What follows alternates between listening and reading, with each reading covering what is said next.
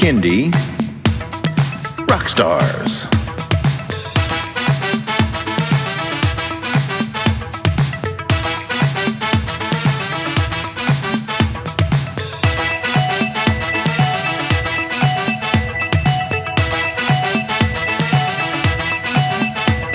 Prepare for a treat, let's meet and greet some bands and singers that are super sweet, making music that's fun for boys and girls. Help them learn about this great big world. Fun for the family, yes it's true, your kids will love it and you will too. Clap and dance and sing aloud, become a part of the Kindie crowd. These songs will make you move your feet and give your ears a great big treat. So settle in, grab your guitars, and let's get to know our Kindie Rockstars.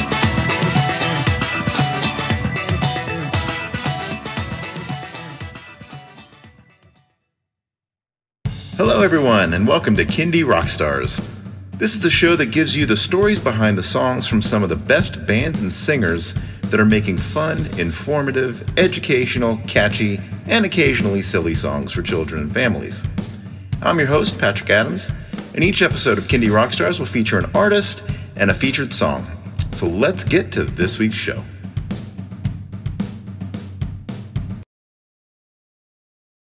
Hello, everyone. Joining me from one of my favorite countries in this world is Michal Bush, otherwise known as Music with Michal. Welcome to the show. Thank you. Thank you so much for having me. All right. So tell everyone how you got into Kindie music. Well, I've always been a songwriter, so I've written songs since I was a very little girl. In fact, we were clearing out our garage here yesterday and I found notebooks with lyrics from when I was about 6 or 7, which were very adorable. So I've always written music, and then I spent years writing for a band called the Willow Page that I was the lead vocalist of, writing sort of alt country folk songs.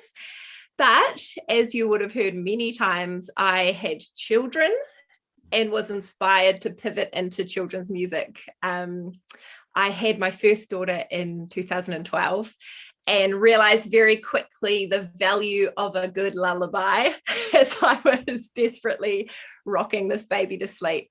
And not only the value of a good lullaby for the children, but one that speaks to the heart of the parent, because I was the one listening to this music hours on end. So I wanted to start writing music that spoke to both children and parents together. And so I wrote these lullabies with my baby in my arms, which I released under the name Petite Music Box, which was a duo I formed with a friend called Emma.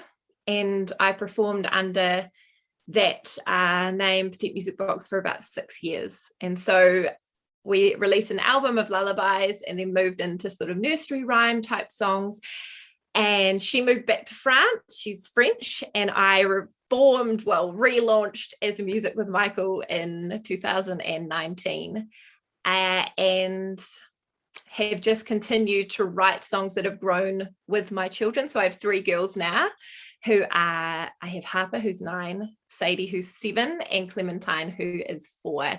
And so that's really wonderful because I get to sort of have one foot in primary school age and one foot in preschool age, both feet in the mind of a mother. And I just love writing music that makes children feel super joyful, super connected, and that the parents also really can relate to and enjoy listening to. And that my main hope is that it connects children and parents together to have sort of a joint experience where they're both actually enjoying the music at the same time, both getting different things from it. And that shared experience is really important to me. Yeah. Now, have you gotten your daughters into the musical process yet?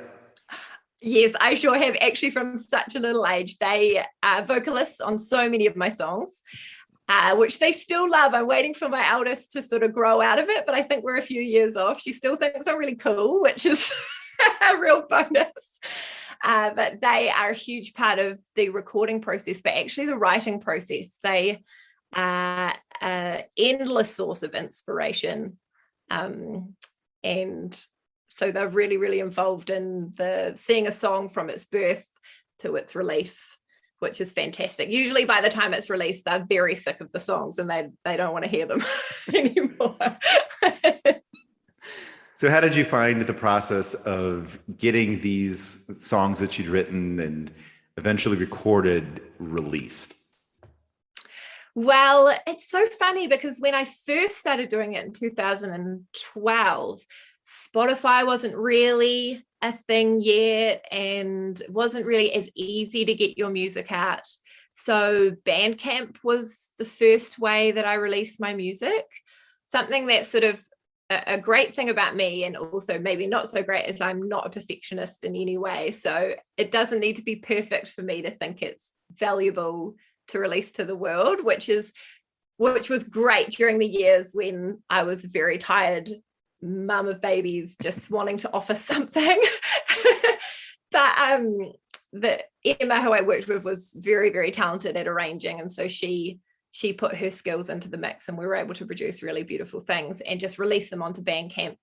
And then as sort of the music industry has developed and become a little bit more accessible to really reach the world with your music, I now can just throw up music on Spotify and Apple Music really easily, which I love doing because my attention span is somewhat minimal. So to be able to write a song, record a song, release a song in a short period of time is really, really, I find that really rewarding. Over the last year or so, I've been so lucky to get funding here in New Zealand from places like Creative New Zealand and New Zealand On Air. We're so lucky here to have funders. And so I've been able to work with these awesome producers called Andy and Vic. They're called The Response, who are also, funnily enough, in my band way back when. But they produce my songs now beautifully. They sound so good. And so I've had to slow down that process a little bit, which is really cool. But I'm still pretty quick.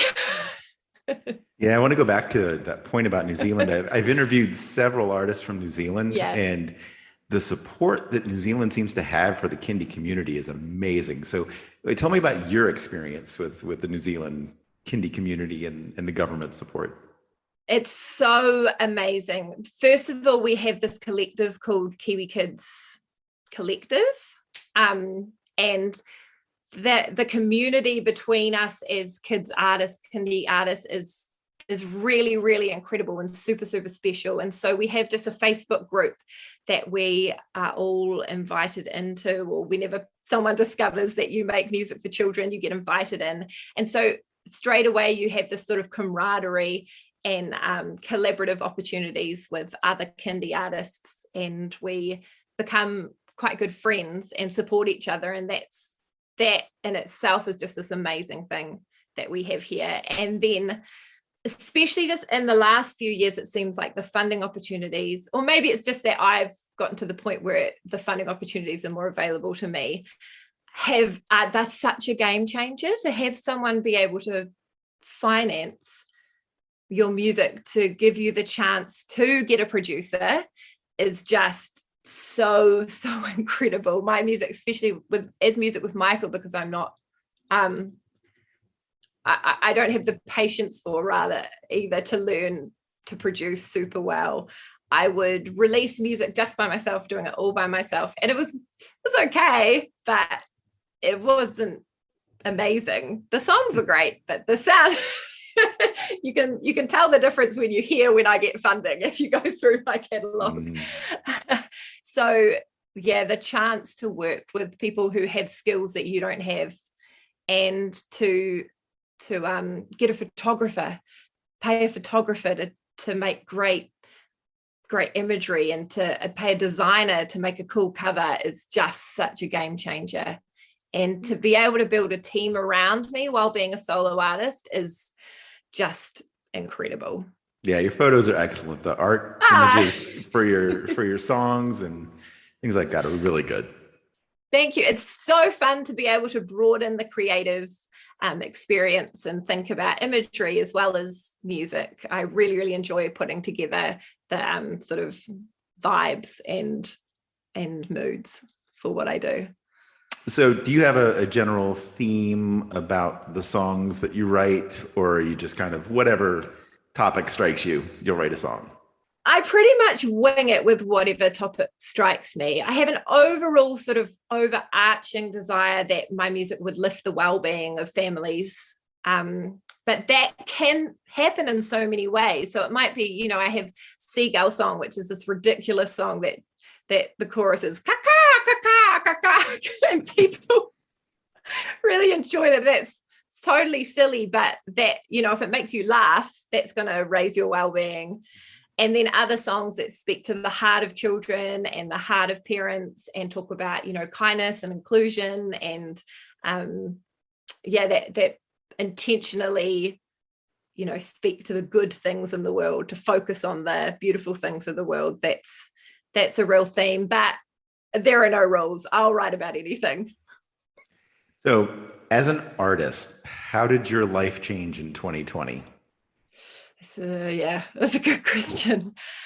The thing about New Zealand is we're so lucky that we haven't really been hit super hard by COVID. Like, I don't know anyone personally in New Zealand who's had COVID, which I know compared to elsewhere, you know, the States or overseas, is just everyone knows someone or has had COVID themselves. So we've been really protected, but in our protection, we've been very restricted. We've had very strict lockdowns here where we can't, you know, even visit family, let alone perform a show.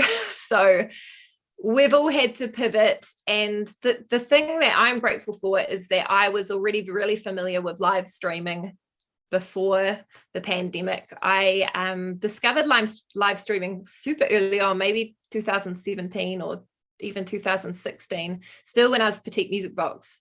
I discovered that Facebook had live streaming and thought, how cool to talk in real time to children and parents. And so I started doing live streaming once a week.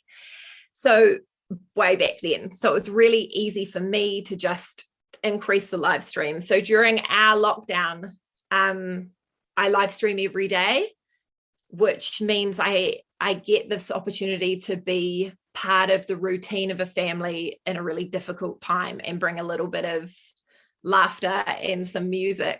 And parents get to see me parent in real time, which is very entertaining for others and very stressful for me because my girls join me in the live streams when we're locked down. There's no escaping my children. We don't have a large house. But yeah, so it's been a mix of incredible opportunity to connect with more families, to be a part of their family life. Is, you know, I'm really grateful for that. And I think amongst, you know, all of the disappointment of shows being cancelled and opportunities reducing in other ways, to be able to, be invited into someone's home every day is really, really beautiful and really an honor. So sounds like you were ahead of the curve on that one. And so lucky. This thing, who knew? It's amazing to think just the global reach that you have just on that platform. Yeah, it's pretty amazing. Yeah, I was really looking forward. Like, I love my live streams and I love connecting that way, but you are staring at your own face for a lot of hours. And sitting in one room for a lot of hours. So I was really looking forward to doing a lot of gigs this year, but we've just gone into, we have a traffic light system. So we're now in red, which means major restrictions again. So it's balancing the disappointment with the gratitude that there are other options. Very good. All right. Are you ready to get into a song? Yeah. Our song today is called Summer Days. All right, Michael, tell us about Summer Days. This song is special for a few reasons, actually. It's one of the first songs I ever wrote on ukulele. And it's because I've only been really playing ukulele for the past 3 or 4 years. And I had borrowed a ukulele from a friend and was exploring writing songs on this instrument. And Clementine, my youngest, was very, very little. And so I wrote this song actually in the depths of postnatal depression, I went through a really difficult year, or almost 2 years after Clementine was born. And music, of course, is one of the tools I draw on to lift my own well-being and to connect with my own feelings, figure out what's going on. And I wrote this song, actually, and when I wrote it, it wasn't with the intention at all of it being for Music with Michael, or even for children. It was really just the song I needed to write in that moment. And the song talks about how this baby of mine, and it kind of, is also a metaphor, but just her smile, when she's sleeping, when she wakes, when she laughs, these moments were keeping me afloat, basically. And these moments were just the treasure in each day. And I likened it to summer. I am not a winter person at all. That we agree on. That's why I moved to Las Vegas. Yeah, I love it. So almost, thinking of some, you just bottle up the feelings of summer and the memories of summer, and they last you through the winter. We've just had our summer holidays here in New Zealand, and we went to this beach as a family and just had 10 days just basically swimming and eating. And that holiday now will see me through the year until we can go on that holiday again. And so I likened these moments with my daughter to being what I needed to see me through the harder moments in each day. And when I was putting together this collection of songs for the album, I realized I really wanted to include this song because I'm a lot more able to see outside of my own circumstance these days and realize actually this is a really powerful song for all parents with a little one, or anyone going through a hard time, or even children in these stressful days, that these little moments in the day are the gems to hold on to, these little moments of what will see us through.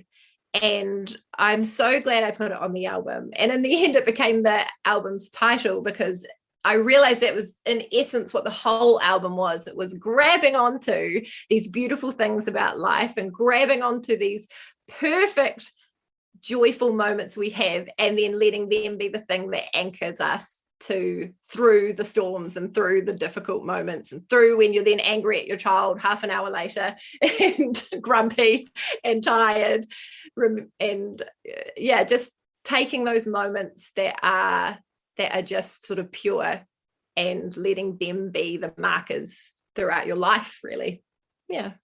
Summer days. Very good. All right, well, let's check this one out. Summer Days by Music with Michael.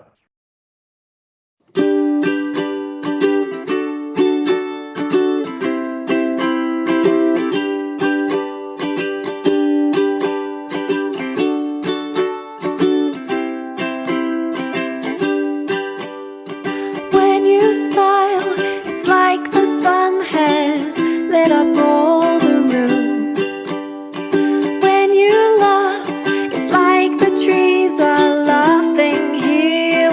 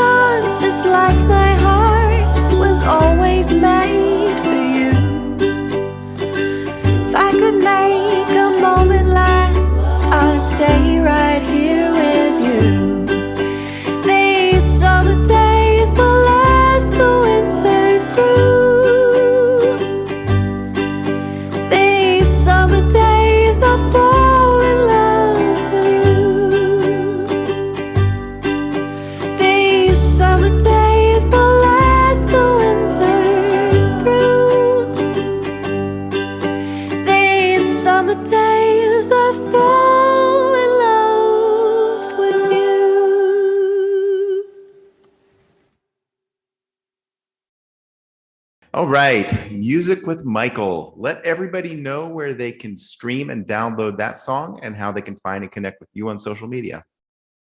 Well, you can find me on Spotify and Apple Music and actually anywhere you listen to music. Just type in Music with Michal and you'll find me there. Michal is spelled Michal. That's a very important detail. And if you go to my website, which is www.musicwithmichal.com, you'll find links to all my social medias there. So I'd love for you to follow me on Instagram, Facebook, and all the places, and come join me. I do live streams regularly. You can join my club and we'll have a lot of fun together. Awesome. Well, Michal, thank you so much for being on the show. It's been great having you on. Total pleasure. Thanks so much for having me. I've loved it.